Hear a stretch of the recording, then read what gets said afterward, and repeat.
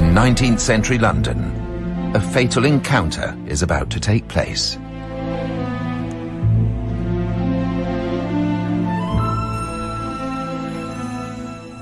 The Haunted Hotel by Wilkie Collins. Dramatised for radio by Rod Beacham.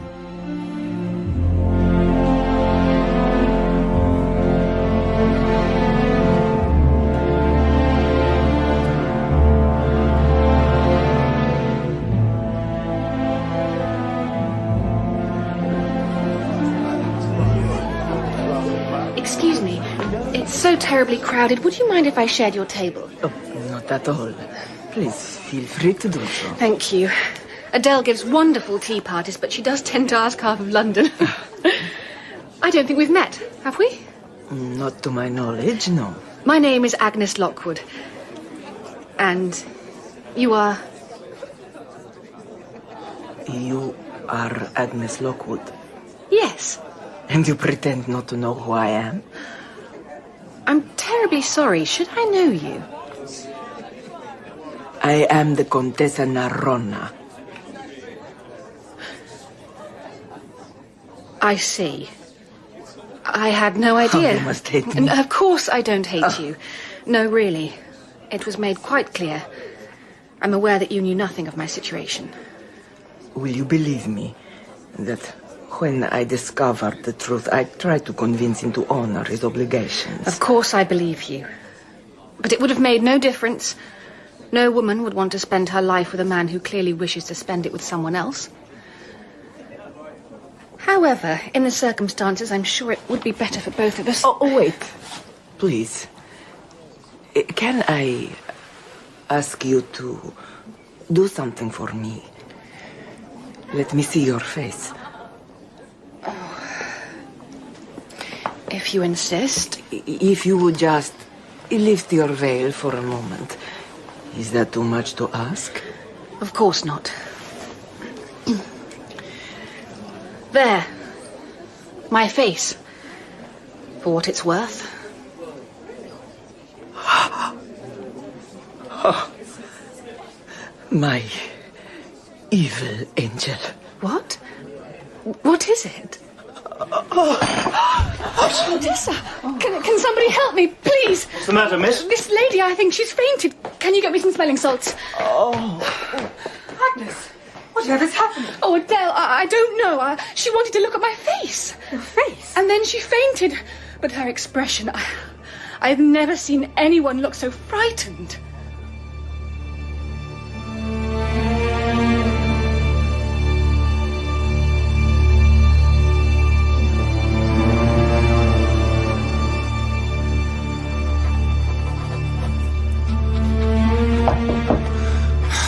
Come in. There's a lady, sir. She insists on seeing you. Does she indeed? Well, she can insist as much as she likes. I've had a trying day, and as soon as I've finished these notes, I intend to spend a quiet evening at my club. She's a countess, Doctor. I don't care if it's Her Majesty herself. Tell her she can come back in the morning. It may be too late in the morning. Madam, you can't just walk in... Wybrow.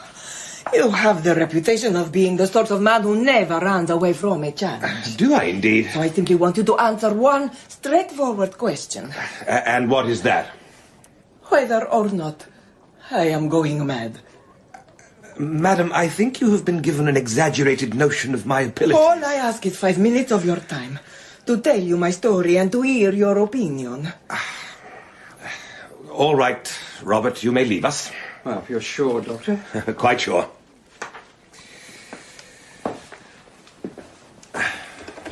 Very well, madam. You have my full attention. Oh, Doctor. This afternoon, I met someone. Someone I had unintentionally wronged. A young Englishwoman who had been engaged to the man I am going to marry. A woman of whose existence I give you my word. I had been totally unaware until after I had agreed to become his wife. I see. Indeed, when I discovered the truth, I insisted that he honored his obligation. But then He showed me a letter from the woman herself. A noble, high-minded letter releasing him from his promises.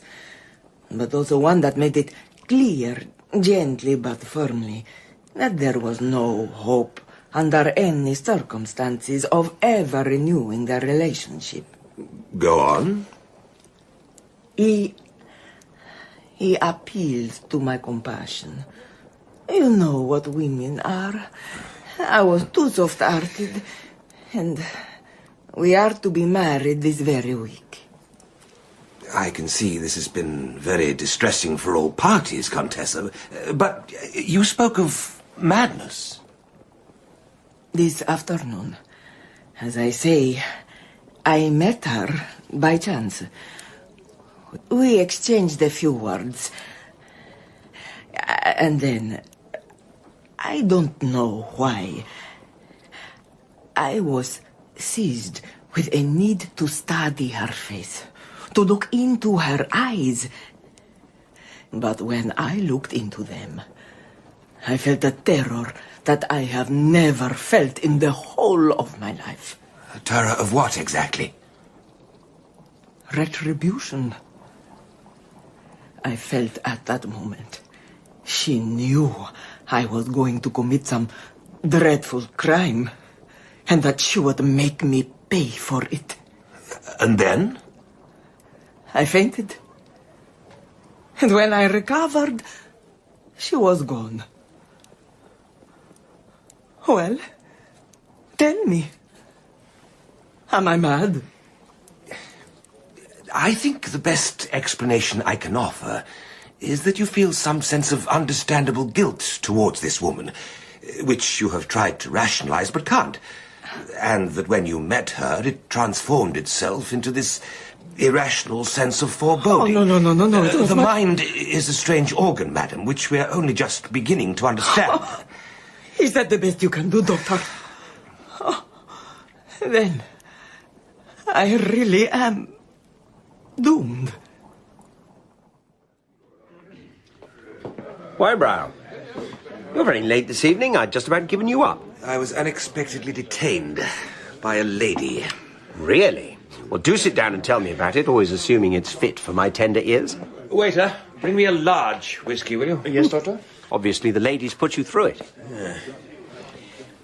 Tell me, have you ever heard of the Countess Narona?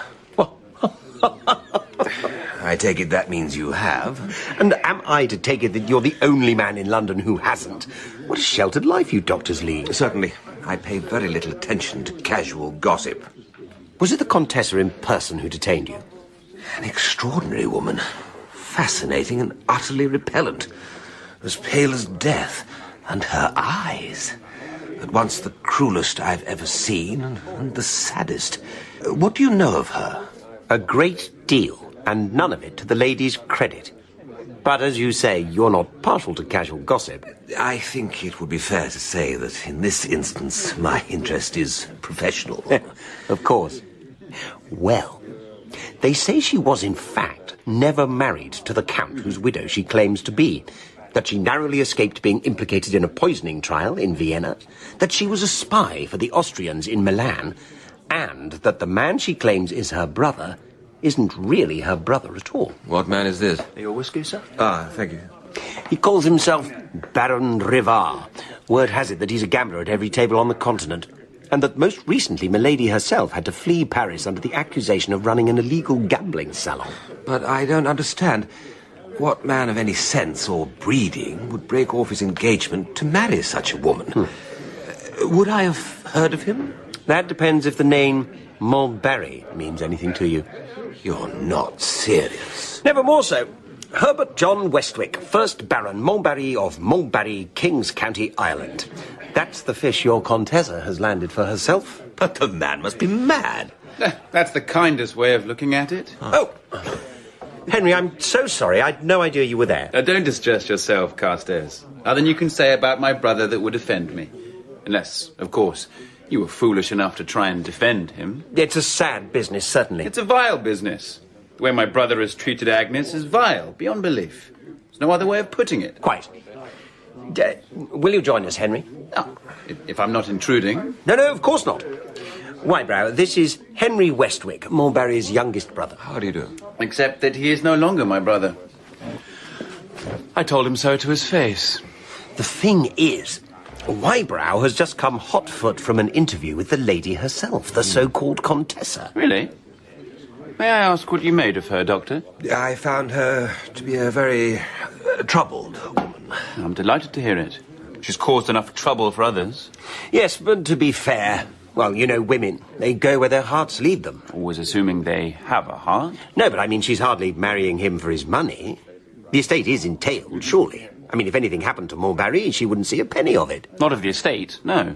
But I happened to learn only this morning that my brother, the Montbarry, has insured his life in her favour for the sum of £10,000.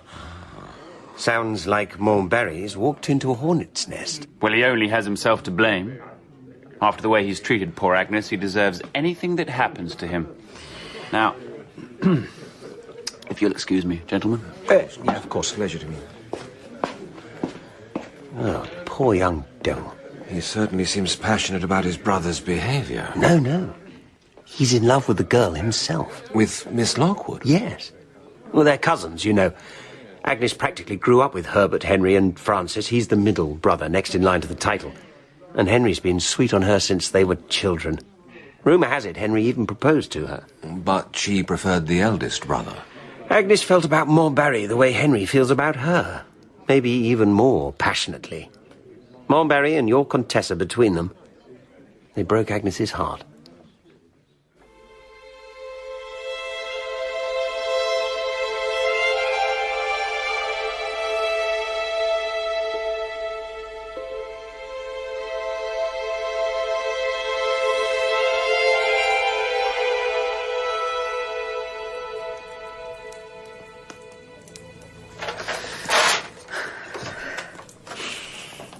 Yes, Megan, what is it?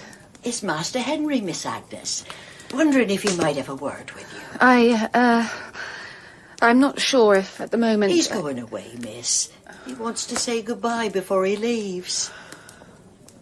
All right. Show him in. Agnes, my dear, Oh, I'm sorry. I've come at a bad moment. You're burning his letters? You've come at exactly the right moment, Henry. This is the very last one. Oh, there. That's done. Now that they're actually married, it seemed appropriate somehow. Agnes? Did you go to the church? Of course I didn't. How could you even think it? None of the family went. Not even Francis? Well, Francis least of all. He feels even more contempt for Herbert than I do. And even if he wanted to, do you think Suzannah would have let him? Oh, Suzannah is a dear. She's just written, in fact, asking me to go and stay with the family. Shall you go? I think so. It will help me take my mind off. I understand Montbarry and the Contessa went abroad the day after the marriage. Because no decent person would look them in the face. I think they're in Italy somewhere. They could be in hell for all I care. Forgive me. And now Megan tells me you're going abroad. I'm out of spirits, Agnes. I want a change. And besides, if I stayed here, there are things I might say to you that probably better left unsaid. For the moment, anyway. Excuse me, miss, I'm sorry to disturb, but little Mrs. Ferrari is here, wondering if she might say a few words to you. Of course. Henry, you remember Emily Bidwell, my favourite pupil at the village school. She married an Italian courier named Ferrari, but I'm afraid it hasn't turned out very well. Do you mind my having her in for a minute? I'd be happy to see her some other time. I think probably it's best if I say goodbye. As you wish. Take care of yourself, Henry. This way, sir. Don't be downhearted, Mr. Henry. Try her again when you come back. Well, Emily, what can I do for you? I'm afraid to tell you, miss. Afraid? Have I become some sort of dragon? Is it your husband who's making you afraid? No, miss. In his own way, he's devoted to me and the children. But he has got a temper on him, especially if he's not working. But didn't you tell me he had an engagement to take some ladies to Italy? That fell through, miss. And it's left him last in the queue for any more work that's going. Oh, I'm sorry to hear that. The thing is, miss, if he could be privately recommended... Oh, I see. Because a letter inquiring for a good courier came to the office this morning. 6 months at least, travelling through Italy and then staying on in Venice. Only there are other people ahead of Mr. Ferrari. But if he could send off his testimonials with a special recommendation from you, it might just turn the scales. Why, yes, of course. Who are the people concerned? Emily? Oh, I'm ashamed to tell you, miss. What on earth do you mean? It's Lord Montbarry. Emily? How could you? Oh, I'm sorry, miss. Oh, I beg your pardon. I'm not quite as bad as you think me, but I beg your pardon all the same. No, wait. You must have been desperate to have dared to ask this of me. Oh, money's getting very short, miss. Ferrari's temper's getting shorter. And there are the children. But I expect we'll manage. No. You're right, Emily. It's not really such a terrible thing to ask. Oh, God bless you, miss.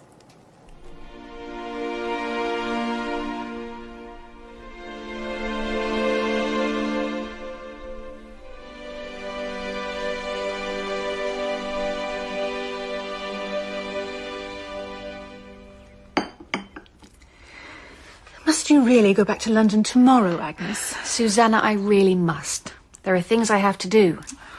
We'll all miss you, especially the children. You've been here no time at all. I've been here a good 3 months, Suzannah. I can't trespass on your charity any longer. Nonsense. There's no question of charity. Or if there is, we're the ones on the receiving end. Whatever do you mean? The children absolutely adore you. In fact, Francis and I were discussing it only last night, and we were saying... No, you'd probably be offended. Suzannah, what are you trying to say? We were wondering what you would think of formalising the arrangement, becoming the children's official governess. There, now I have offended you. No, you haven't. Not in the least. I think it's a wonderful idea. Really? Then you'll do it. Can I think about it?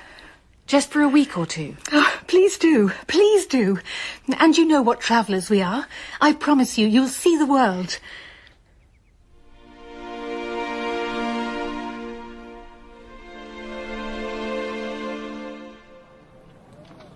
Oh, Miss Agnes. Thank heavens you're back. Megan, whatever is the matter? It's little Mrs. Ferrari. She's been here all day waiting for you. She's in a dreadful state, dreadful. Emily? Oh, miss, whatever could have happened to him? I don't understand. Happened to whom? My husband. It's Ferrari, Miss Agnes.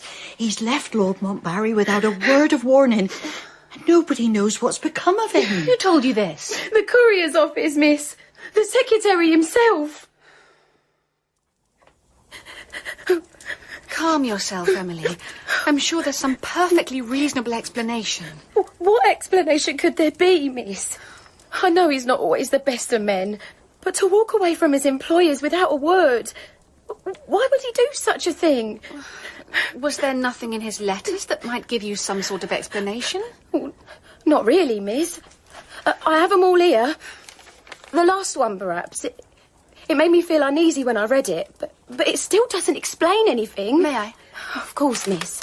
Maybe you'll see something I couldn't. Dear Emily, more of my lord's economy. Instead of going to a hotel, we have hired a damp... Instead of going to a hotel, we have hired a damp, rambling old palace. Apparently, it comes cheaper for a 2 months' term. My lord tried to get it for longer. He says the peace of Venice is good for his nerves.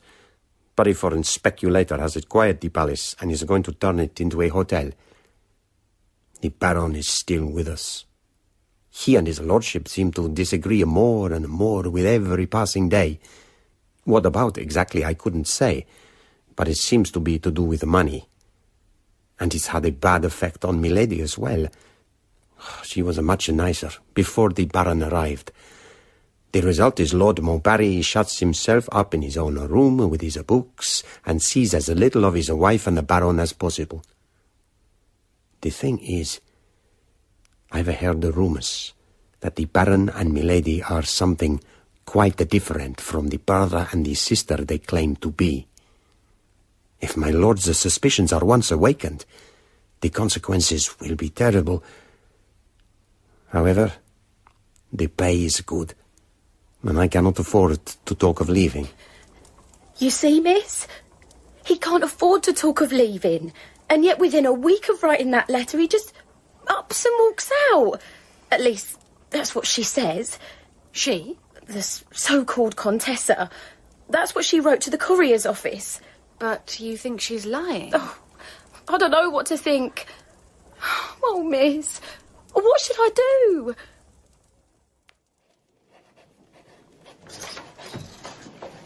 It's Mr. Henry, miss. Ah, Henry! How wonderful! Just the person I wanted to see. Agnes. In fact, I was just writing to you. I very much need your advice. My advice? About Emily, Mrs. Ferrari. Something very strange has... Henry? What is it? I have some news. Bad news, I suppose. Yes, even in the circumstances, it's very bad news. Montbarry is dead. Dead? Herbert is dead? I'm afraid so, yes. But when? How? Bronchitis. But Herbert never suffered from bronchitis. Apparently it came on very suddenly. I don't know very much about it. It seems he had a most able physician in attendance, a Dr. Bruno. But there was nothing he or anyone else could do. I see. I'm so sorry. In a sense, he was dead to me already. I would never have seen him again in this life. Oh. I think perhaps I should lie down for a little. Of course. Megan? Megan? Whatever is it? Could you help her to bed? He's dead. Lord Montbarry. Herbert is dead. Oh, my poor, poor lamb.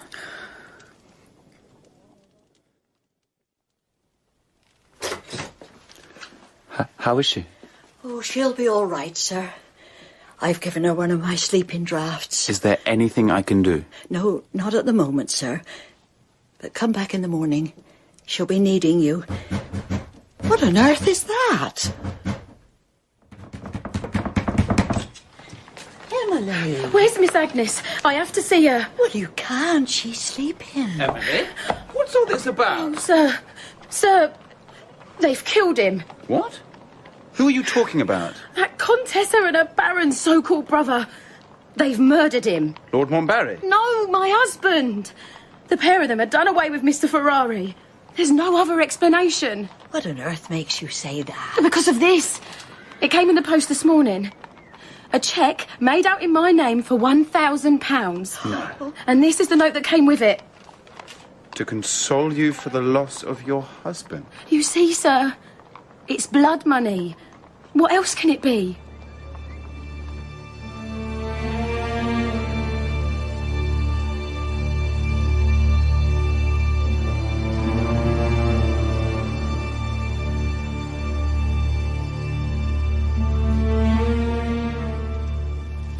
Are you sure you want to talk about this, Agnes? Perhaps you shouldn't excite yourself. But what on earth can it mean? Who can have sent it? Well, this is the thing. We know that now. Emily made inquiries at the insurance company. It was my brother. Herbert? He sent the money. So it would appear. The doctor, Dr. Bruno.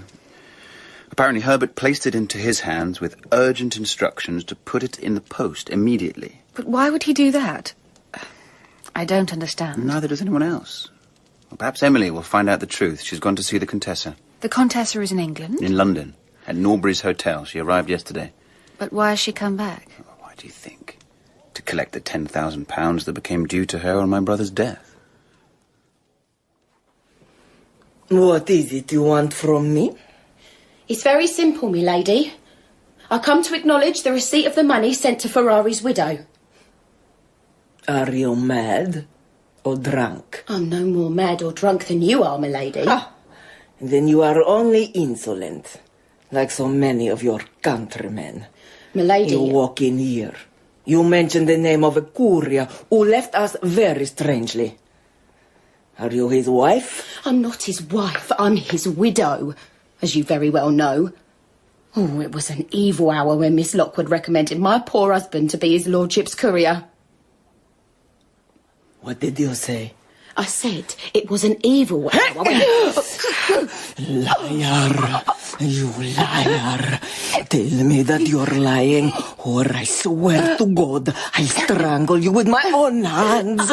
I don't... Tell me that you lied when you used Miss Lockwood's name just now. Oh, no. That's no good. I wouldn't believe you now if you swore it under oath. I'll believe no one but the woman herself. Where does she live? Tell me where she lives, you noxious little insect. It's her, miss. Who? The Contessa. She says she has to talk to you at once. What impertinence! Tell her to go to the devil. No, Megan, wait. Show her in. Agnes? She may have some explanation about Ferrari. I want to hear what she has to say. Forgive me, Miss Lockwood. I know you have no desire to lay eyes on me, but I have to ask you one simple question. Have you indeed? A question which no one can answer but Miss Lockwood. When the courier Ferrari applied to my late husband for employment, did you permit Ferrari to make sure of being chosen as our courier by using your name? I have known Ferrari's wife for many years. Yes. There you are, madam. You've received your answer. I have received my sentence. Just one moment, Contessa. I have answered your question. Now, will you answer one of mine? If I can. You have spoken of Ferrari. No trace of him has been found anywhere in England. Have you any news of him? You will know what has become of Ferrari when the time is ripe. What do you mean? Someone will tell you. Perhaps your ladyship will be the person. Perhaps I will if... If what? If Miss Lockwood forces me to it. How can I do that? Do you mean to say my will is stronger than yours? When I took your hero from you and blighted your life, you were made the instrument of retribution for my sins. I am certain of it. Such things have happened before. One person has been the means of innocently ripening the growth of evil in another. Henry, do you understand what she's saying? There's nothing easier. She knows perfectly well what has become of Ferrari, and she's simply trying to confuse you with a cloud of nonsense. You must make allowances for women, Mr. Westwick. We all talk nonsense. So goodbye, Miss Lockwood. We shall meet again. Either here in England or in Venice, where my husband died. And it will be for the last time.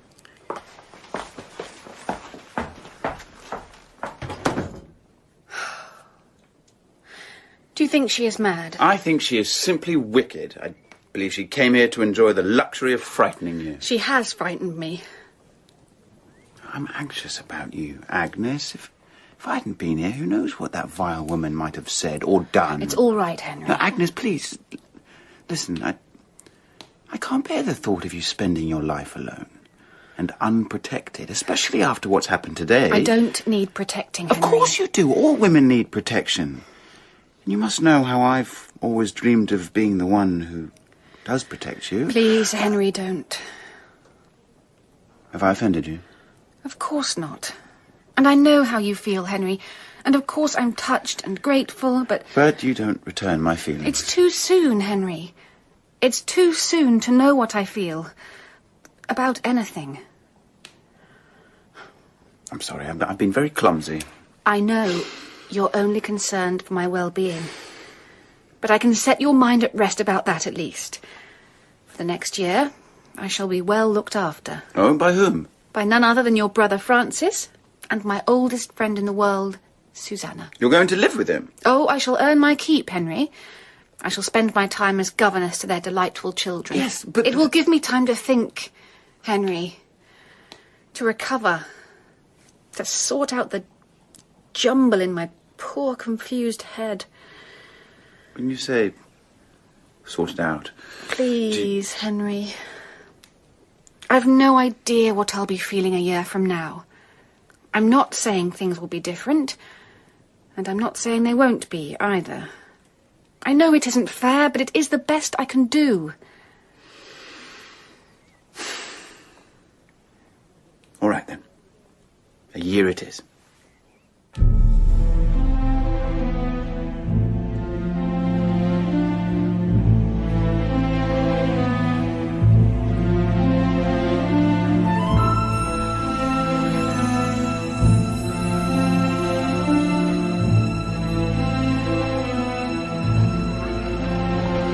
Francis? Francis! Good Lord, Henry! Is it really you? It's really me, big brother. But I had no idea you were in Paris. I wasn't, until an hour ago. I've just got off the train. Well, well. But what are you doing here? What do you think? Come to see my nieces and nephews. Haven't laid eyes on them for over a year. I see. Well, touching as this display of avuncular devotion undoubtedly is, you're sure it isn't their governess you've come to see? Well, Agnes, too, of course. How is she? As sweet and charming as ever. But has she recovered to any degree? You'd better come back to the hotel. Perhaps the sight of you will put some colour in her cheeks. Agnes, are you busy? Not in the least. Simone has taken the children to the Tuileries, and I'm doing my best to correct their mathematics. Good. I've timed it perfectly. I have a surprise for you. Henry! He arrived in Paris this very morning. Agnes, it's wonderful to see you again. Well, I'll leave you to it. I have various things I must attend to.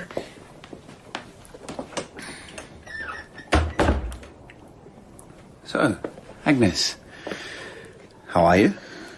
As you see me, Henry, how do I appear to you? Not terribly happy, I must say.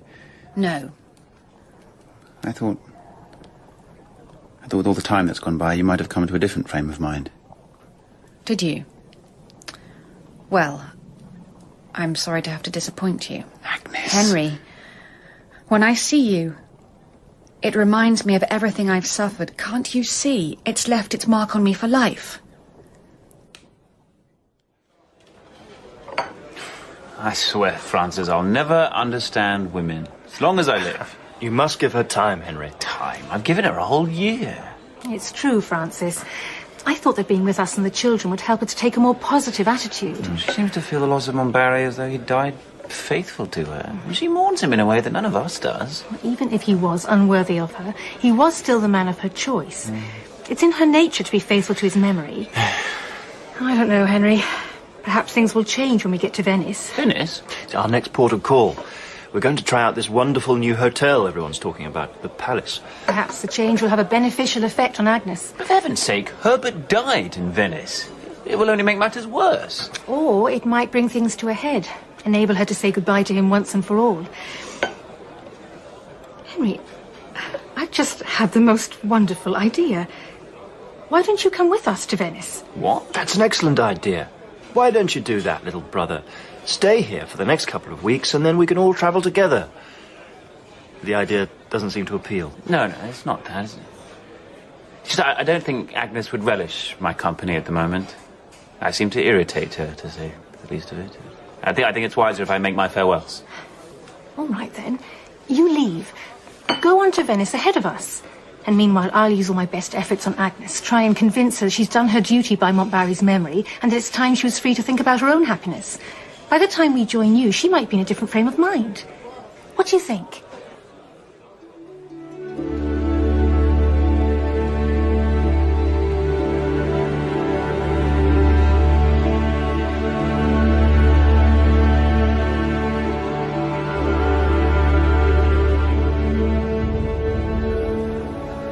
Your cigar, signore.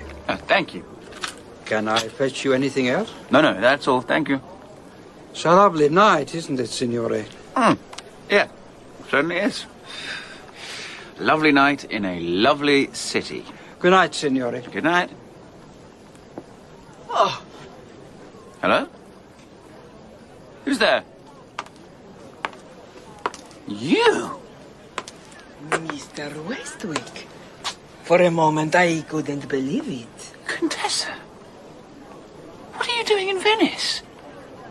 I heard you and your brother had gone to America. Oh, you heard correctly. May I sit down? I'm smoking a cigar. I like cigars. Well, sit down then. I can't stop you. Thank you.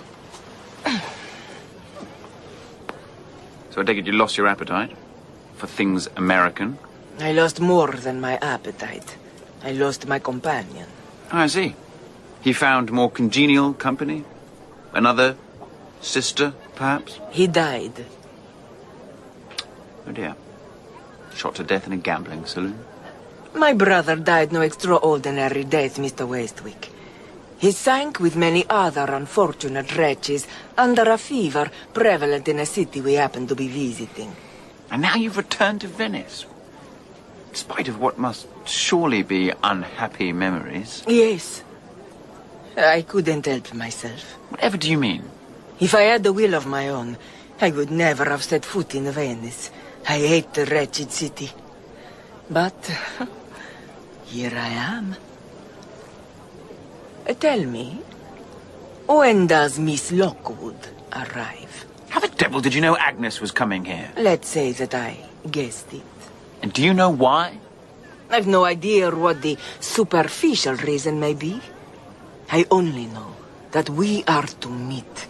By chance, by destiny, call it whatever you like. Chance seems to have a queer way of bringing the meeting about. We've arranged to stay at the Palace Hotel. Your name is not on the visitors' list?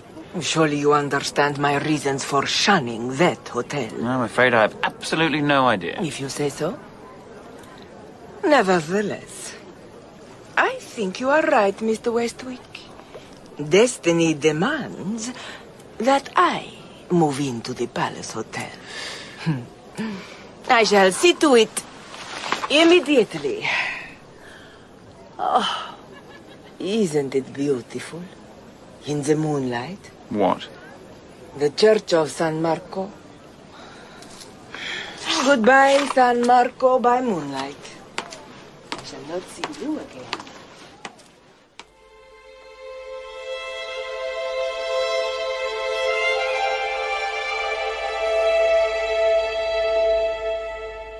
You mean she's here? In Venice? More than that, she's moved into the palace. That's absolutely dreadful. Well, we can't possibly stay in the same hotel as that woman. I suppose we shall just have to move bag and baggage. Oh, don't be absurd, Francis. I'm sorry, but there really is no need for it. Are you sure, Agnes? Quite sure. Henry, have you actually talked to the wretched woman? I exchanged a few words with her, yes. Well, perhaps you can persuade her to move. She must see the situation is impossible. I think that might be rather difficult. I got the impression that she booked in here with the specific intention of seeing Agnes. You, boy, come here. Yes, Signora, how can I be of service? Tell me, do they pay you good wages for the job you do? The money is poor, Signora, but the tips sometimes can be very good. Ah, yes, the tips. What would you say to 100 lira? What would the Signora require of me in order to earn such a gratuity? Nothing bad. I just want you to help me play a joke. Signora? A harmless joke on a friend of mine. You can have no objection to that, surely.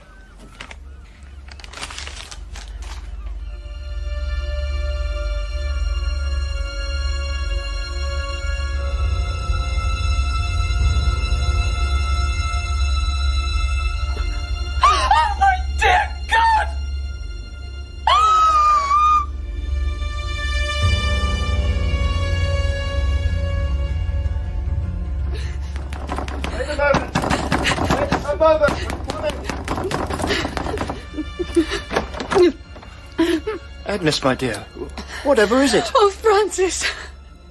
Oh, God, the things I've seen.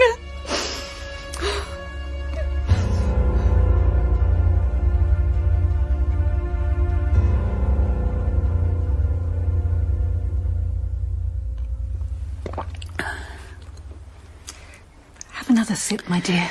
No, I'm all right. You're not all right. I will be in a minute. Agnes, can you tell us what happened?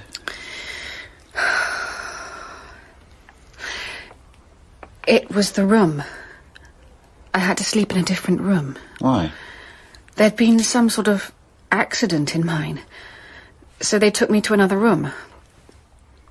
Room 14. I felt uncomfortable in it from the start. I don't know why. It was a perfectly decent, well-furnished room. But there was something about it, something oppressive. Nevertheless, I got into bed, and after a little while I managed to get to sleep. And then, when I woke up... You! What are you doing here? It was the Contessa, sitting in a chair opposite the bed, looking straight at me. Except she wasn't looking at me, she was asleep. Either that, or she'd fainted. Wake up! How dare you? How did you get in? I shouted at her, but she didn't answer. Didn't stir, just went on sitting there. Leave the room! I'll call for help! But still, she didn't move. And then... Oh, dear God, I shall never forget it. Agnes, dear. No, I'm all right.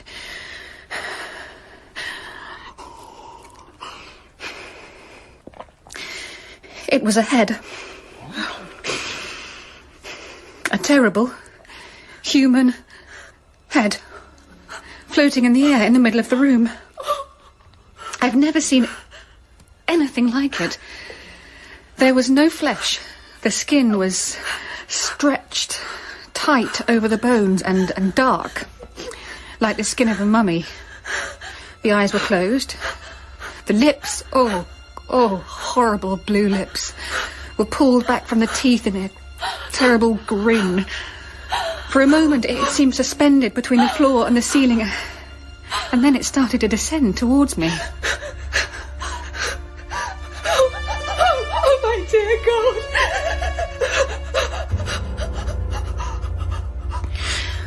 Oh, and then there was this vile smell, like the smell of graveyards, and then the head stopped, moved away from me, moved towards the Contessa as she lay in the chair, and then the eyes opened. Ah! The eyes, bright with the glassy film of death, were fixed on the Contessa with a look of unbearable hatred. And then slowly, they turned back to me. Oh, my dear. The head floated across the room towards the chimney place.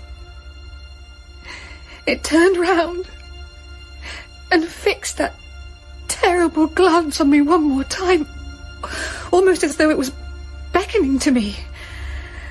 And then it went into the wall.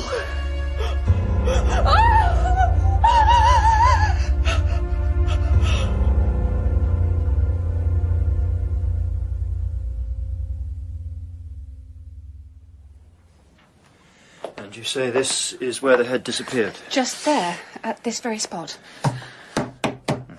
Sounds surprisingly hollow. Does that mean anything? Well, there are two possibilities. Either Agnes dreamt the whole thing. It wasn't a dream. Oh, I only wish it was. Or the thing was trying to tell her something. Draw attention to whatever lies behind this wall. I think we should get hold of the manager. Persuade him by whatever means we can to let us take the plaster down. Ah, Henry. I've just learned the most extraordinary thing. I was talking to the servant who made you change rooms last night. I put the fear of God into him, and he finally told me the truth. About what? There was nothing wrong with your original room. He was paid to trick you into sleeping here last night. Paid by whom? By the Contessa. I'm right, aren't I, Henry? You are. She wanted me to sleep here last night. She wanted me to see what I saw. I think it was her way of confessing. Confessing to what? I shudder to think. Well, one thing. The misbehaviour of one of his employees might give us a little leeway with the manager. All right. Stand well back.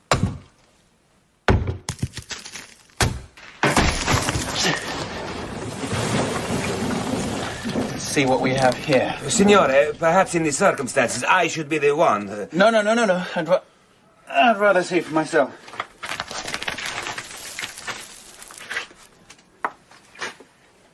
Henry? Just a moment. Go.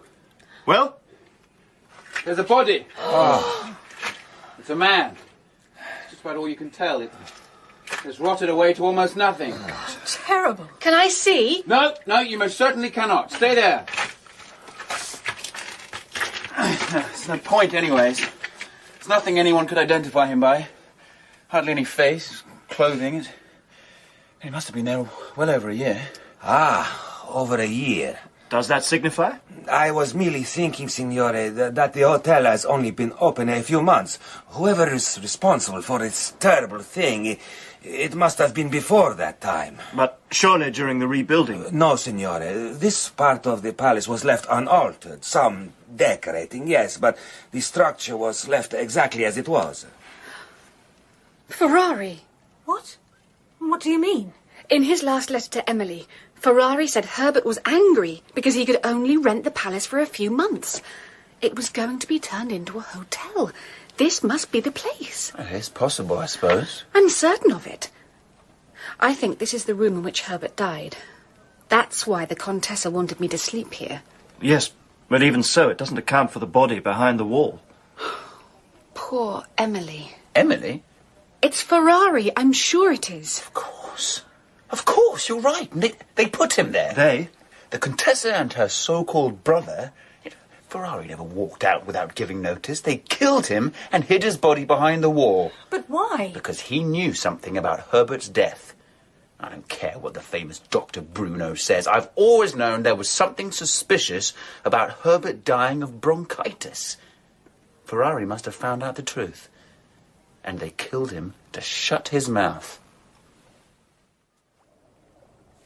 No, I am sorry, Signore. There can be no doubt at all. I will stake my reputation. Your brother died a natural death. But couldn't there have been some sort of poison? No, there is no poison that can imitate the symptoms of bronchitis, and all the symptoms were present. Symptoms? Yes, difficulties in breathing, fever, occasional lapses of the mind. What do you mean, lapses? I would speak to him in English, and he would answer in Italian. I would switch to Italian, he would answer in English. It was no matter. Most of the time, he could hardly speak at all. Go on. I attended him for 3 days, giving him what medical care I could.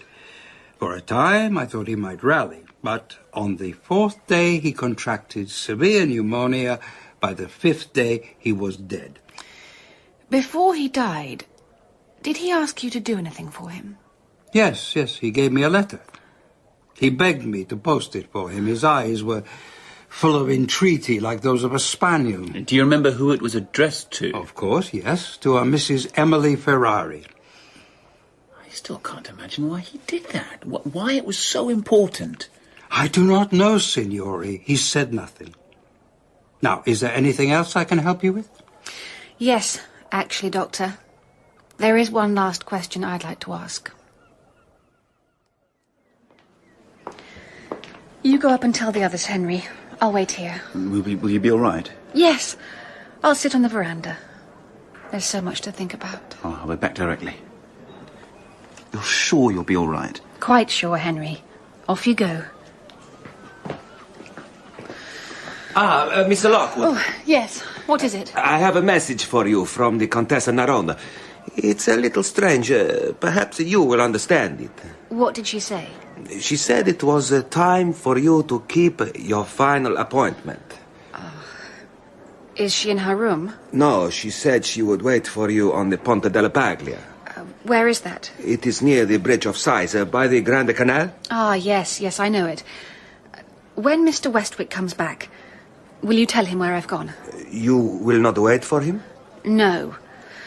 This is a private appointment.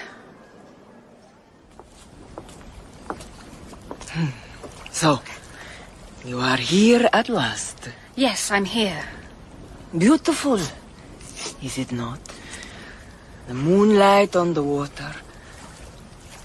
I see from your face that you know everything. I know nothing. I have guessed a great deal. We went to see the doctor who attended Herbert when he was dying. He said something very strange. And what was that? He said that in his delirium, Herbert lapsed back and forth between English and Italian. But Herbert knew almost no Italian. Perhaps he learned it on his travels. And the doctor said something else. He said when Herbert asked him to post the letter to Mrs. Ferrari, his eyes were full of entreaty, like a spaniel's. It seemed an odd way to think of Herbert. So I asked the doctor one more question. Yes?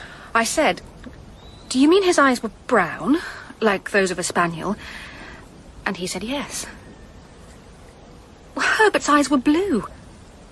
Blue as the sea. It was Ferrari's eyes that were brown. It wasn't Herbert, was it? Who died in that bed? It was Ferrari. You discovered that Ferrari was ill, knew that it was bound to be fatal, and so you found the perfect plan for killing Herbert with impunity. Ferrari would pretend to be Herbert all the time Dr. Bruno was treating him. In exchange, you would care for Ferrari's wife and children to the tune of £1,000. Poor, wretched man. How could he refuse? It's the truth, isn't it? Why do you even ask? You know everything. No. I don't know what happened to Herbert. Did he suffer? Not greatly. It was poison. Something the Baron had found. He put it in his wine.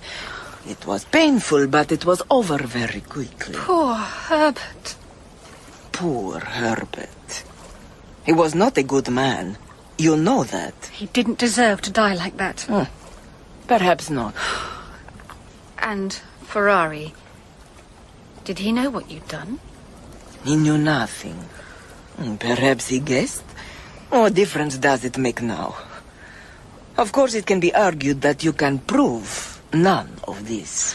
I'm sure if we opened Herbert's coffin, even after all this time, there would be enough discrepancies to prove the body wasn't his. Good. So there is no escape. You have done what you were always meant to do. I don't understand you. From the moment we met, when you first looked into my eyes, you said I was your evil angel. More certainly than I have ever known anything in my life. Then why did you do it? Were you so weak? Were you so much in the Baron's power, all you had to do was refuse? Oh, how easy it must be for someone who has lived the life you have to speak of resisting temptation. If you only knew. But never mind. You are right. In the end, we bring our fate on ourselves. You are not to blame. Go now. Your work is finished. It's strange. I almost want to thank you. Thank me? It's as though, by finding out the truth about Herbert, I am finally free of his memory. Good. Then I have been of some service. Go to your destiny. We shall not meet again.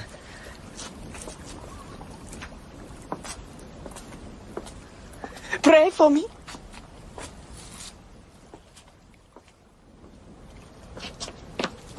Agnes, thank God. I was worried about you. Oh, there was no need, Henry. I was simply keeping an appointment. How could you let yourself be alone with that woman, knowing what she's capable of? It's done now, Henry. It's finished. Finished? It's only just begun. I'm going straight to the authorities to tell them everything we know. What was that? Nothing. Really? I thought I heard... Perhaps she's found some sort of peace. What? I don't understand. Never mind. Henry, would you like to take me home now? Agnes, you very well know I've been waiting all my life to take you home. Good. Let's go then, shall we?